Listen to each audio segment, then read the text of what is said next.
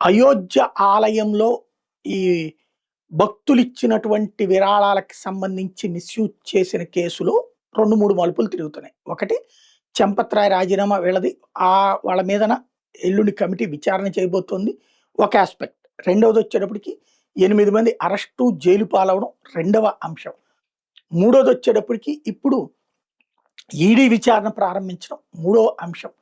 నాలుగోదొచ్చేటప్పటికి 5 ఏళ్ల వ్యవహారాన్ని ఆడిట్ చేయాలని యోగి ఆదిత్యనాథ్ సర్కార్ ఏర్పాటు చేసిన సిట్ నిర్ణయించుకోవడం ఇది.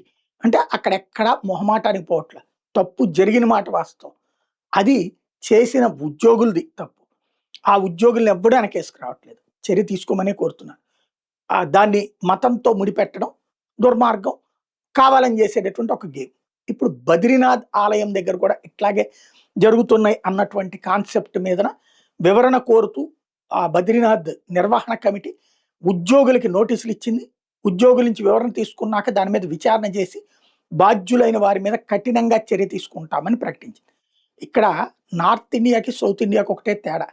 సౌత్ ఇండియాలో ఆలయానికి సంబంధించిన దర్శనాలకి రేట్లు వసూలు చేస్తున్నారు. ప్రభుత్వం చట్టబద్ధంగా ఆ దేవాదాయ శాఖ తరపున ఆన్లైన్‌లో, యాపుల్లోనో లేదా అక్కడ కౌంటర్‌లోనో వసూలు చేస్తున్నా నడుస్తోంది. మనం ఎక్కడ ఎందుకు కాశీకి వెళ్ళండి. కాశీలో వారణాసి గుళ్ళో ఏం జరుగుతుంది? టిక్కెట్టే ఉంటది. లోపల అక్కడ తొక్కిసలాట ఉంటది.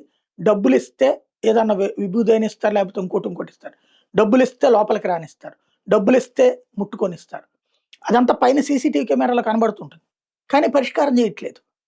అక్కడ నార్త్ ఇండియాలో ఆలయాల్లో ఇదే పెద్ద ప్రాబ్లమ్ అయిపోతుంది. కరప్షన్. దానికి వాళ్ళేమంటారంటే సౌత్ ఇండియా వాళ్ళొచ్చి నాశనం చేస్తున్నారు.